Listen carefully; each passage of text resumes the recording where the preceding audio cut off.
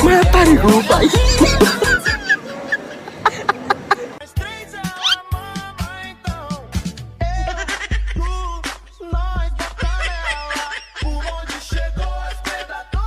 Like sugar on my tongue.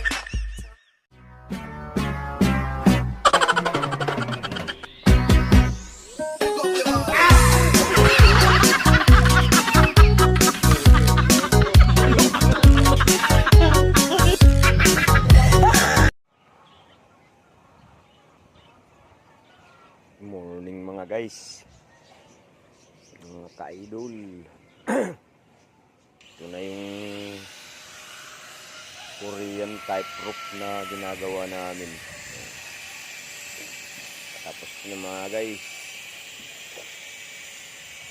sa Lunes na ako maglalatag nito ng bubong. Yes.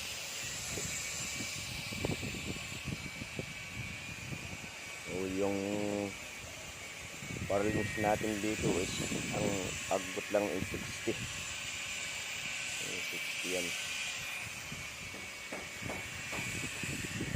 Dito tayo paangat ang bubong. Dito yung mataas, doon yung mababa. Kaya inano natin yung Carlina.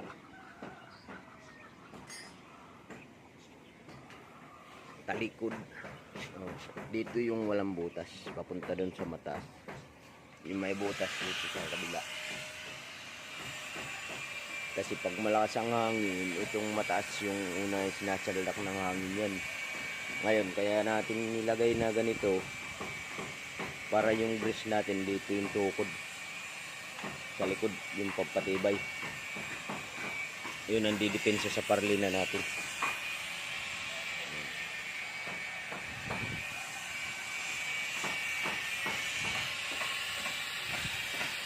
Tulad dito sa kabila.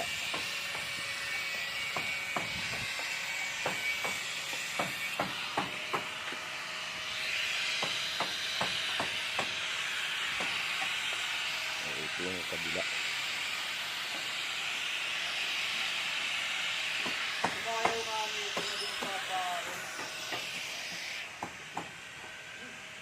Yung tinatawag na Korean roof design.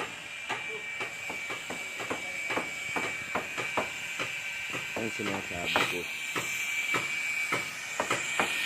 kaya patalikod yung parang